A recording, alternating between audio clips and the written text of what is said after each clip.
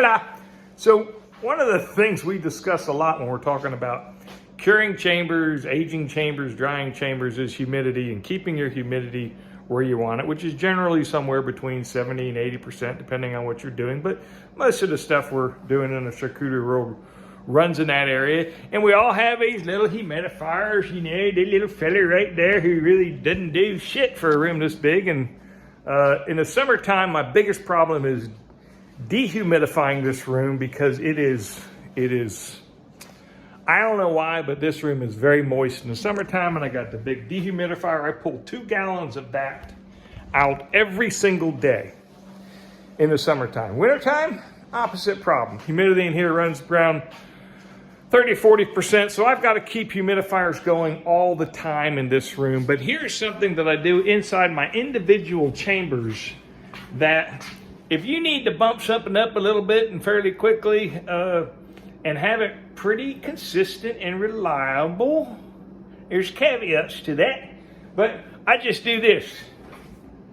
It's my little trick, and it's not a trick, everybody does it, you know, people that know. Put a little pan of water in there and get you a wicking rag or any kind of rag and just give it some surface area right there.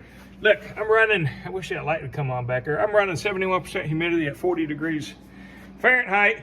And right now I've got 2 things in the drying stage. Remember, curing, drying, and aging are different. So right now we're drying. I got 2 drying back here just a little bit. They're getting ready to go into some aging, but for the most part they're drying. And I got the big log down here, the monster mammer jammer down here. Oh, look at that. Oh, ha ha ha ha. So that's drying more on that side than it is on the other side. But anyway, and all these duck breasts up here are drying, and they're in umai. You know umai. Umai. But seriously, that's an easy way right there to keep your humidity kind of exactly where you want it for this size chamber, which is an upright, I don't know, 12 or 14 foot freezer. And that right there, been in there now for about 2 weeks, and it just sits there and holds it. I sometimes put a little salt in there, but you know what I usually do instead of salt? I just change the water about once a week, just so funk will start to grow in there. It's probably the good kind of funk, but at the same time, I just like changing the water out a little bit here and there. So that there is a drying and an aging chamber, all right? But most of the curing, so curing I do at a little bit lower temperature, but everything in cure, right? Cure is when you still got everything vac sealed. I run in at 31 degrees back there, 37% humidity, because I have nothing drying in here or open.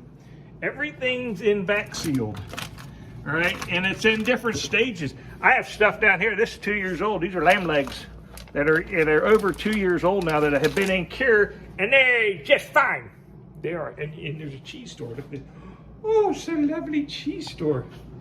But curing, look, you can cure as long as you EQ your stuff, vac seal it, you can cure forever.